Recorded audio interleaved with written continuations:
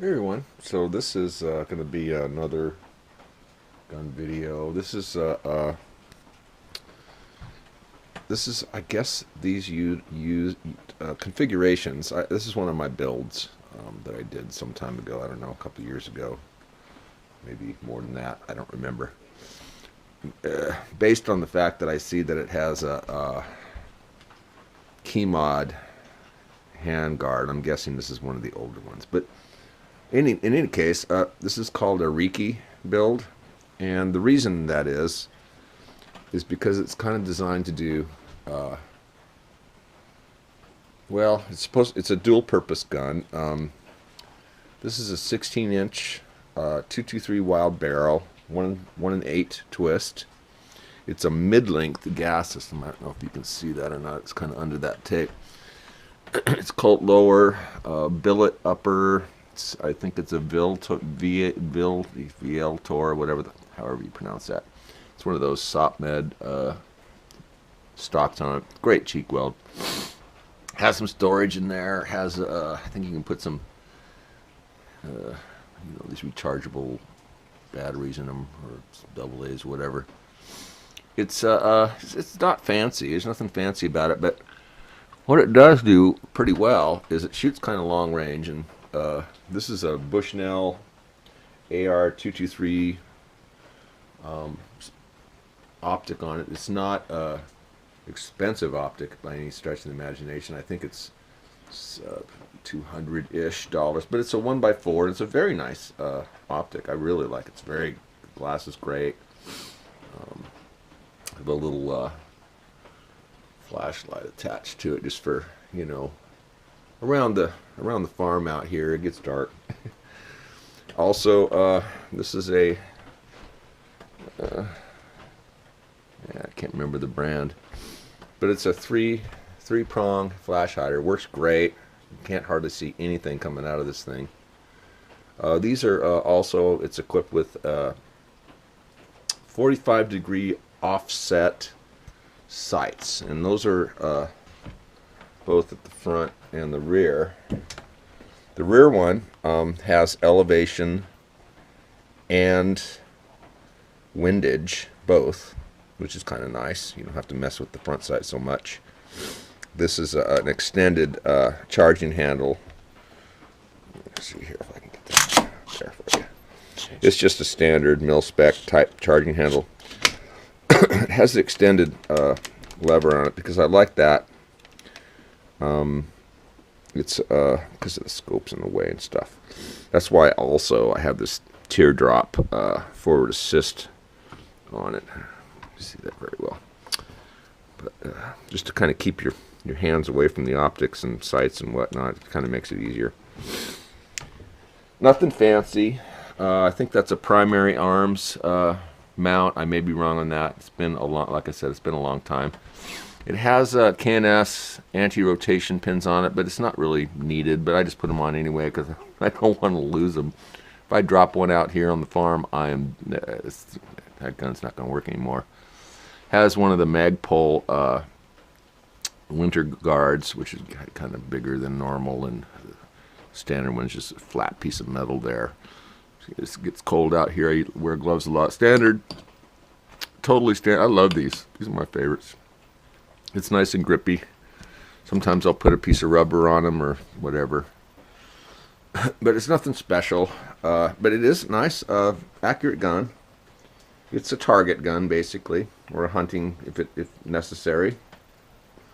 It is, again, as I said, it's a key mod system, which the rail sections kind of look like this. And they're kind of junky. I've had these break. I'm not a big fan of them. But this particular one has them on there. I've got a bunch of these sections. I only have one installed right now. It's just for the light. There's nothing else. It's all smooth under here. Just like the light button there. That's about it. Anyway, it's obviously it's a 223 wild barrel, so it will eat basically any 223 or 5.56 millimeter very well. I don't know the brand of these offset sights, but there's a little logo on there. A couple of pistols. I think I probably got these off Amazon, but they work great. They've held zero perfectly, and as has the scope.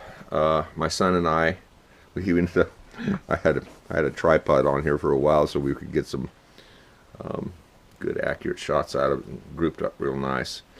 This is a little, I don't remember where I got this, probably at Bimart, but it's a standard. Kind of wraps around that, around the SOPMAD like that, and it's a nice gun. Let's see here. I'll put this down here.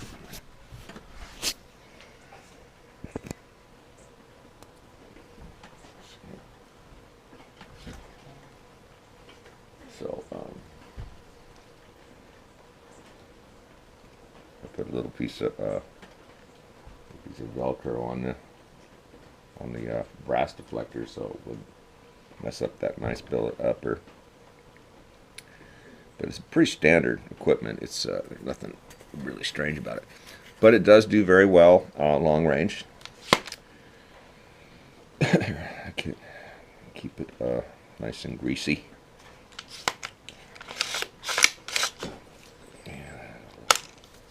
Yeah. See that extra large charging handle. I love those things. They're very nice. Very easy to install. They're just a little drop-in piece. You just take the one out. It's a little pin you punch out and put this other one. Put the spring back in. Put the pin back in. And you're good to go.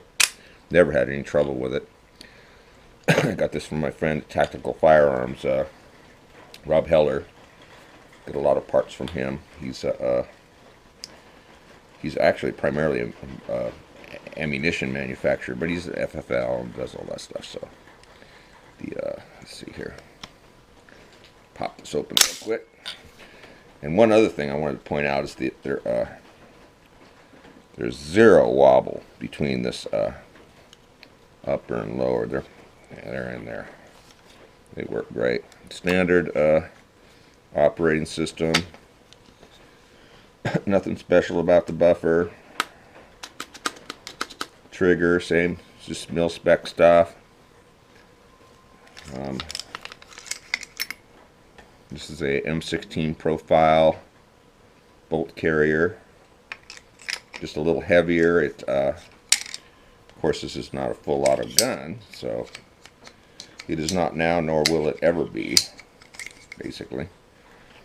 But the thing about the carrier being the M16 profile rather than the AR-15 profile, which is smaller, is that they add more weight and less felt recoil, which again, these guns don't recoil much anyway. But it's still a pleasant thing to. I mean, the thing recoils like a 22, especially with the mid-length gas system on it. It's just like you see the gas block is like right under here, so it's quite a distance.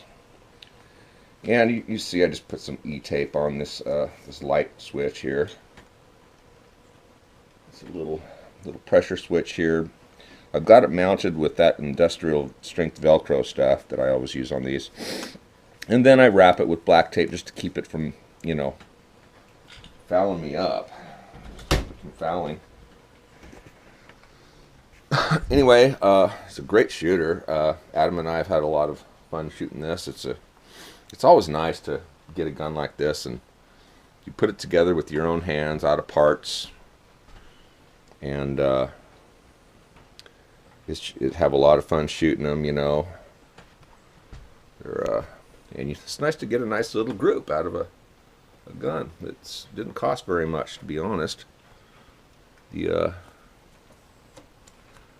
the billet upper, probably the most expensive piece, cost more than the glass. Well, maybe, I don't know. Maybe the glass was in the same range, but actually I think the billet upper was more expensive. This billet upper here was probably a little bit more expensive than this optic. This optic is again, as I said, I believe it's a sub 200 optic, but it works fantastic. And everybody I've ever talked to about the Bushnell optics they love them. They're very good. There's nothing wrong with them. They hold zero perfectly. This thing is never. Once I got it zeroed in, I haven't touched it. It's got bullet drop compensation, so I know where stuff's going. I don't really have to mess with this. I'm not a sniper. I'm not one of those high-speed, low drag guys. No operator here. Just a sport guy, you know. Like to target shoot once in a while. That's about it. But anybody can build these. It doesn't really take much. It takes a little tool, a little torque wrench thing there and here, a couple spots. You know, you need to torque this down. This has actually I don't know if you can see that or not, but it's got a little hole in there, so this could actually get pinned and welded on like a 14.5-inch barrel. But this is a full 16-inch mid-length gas system, like I said.